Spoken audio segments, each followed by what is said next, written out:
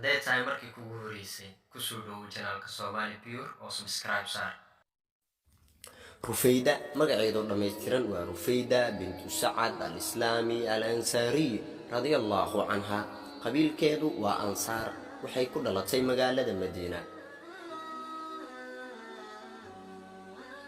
دينة إسلامك وحي قاضتي هجرية نبي إي أصحابتي سكدب وحي أهيد أقتردي يوكل كالسدي وغوريسي إسلامك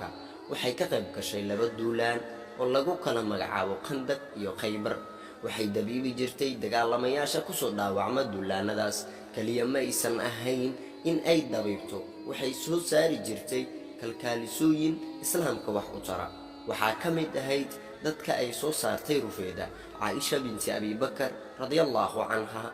waxaa jirtay dagaalkii Qandaq in ay falaare ku soo dhacdo saxaabigii weynaa Sa'd bin Mu'aad radiyallahu anhu nabigu wuxuu amray in la qaado oo la geeyo teendadii Rufeeda xilligaasna ku taalay masjidka nabiga agtiisa si uu mar waliba ugu soo booqdo Rufeeda halka ay ku dabiibeyso Sa'd bin Mu'aad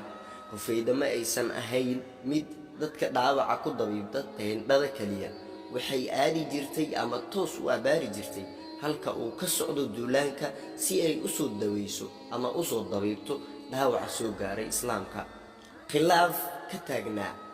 Rufeeda in aysan ahayn aqtaradii ama kalkaalisadii ugu horeysay islaamka haweeney lagu magacaabo Florence ayaa lagu xantay inay tahay kalkaalisadii ugu horeysay adduunka khilaaf badan isqabqabsi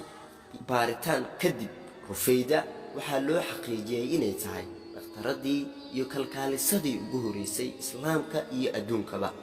halka Florence loo aqoonsaday inay tahay hormuudka kalkaalisooyinka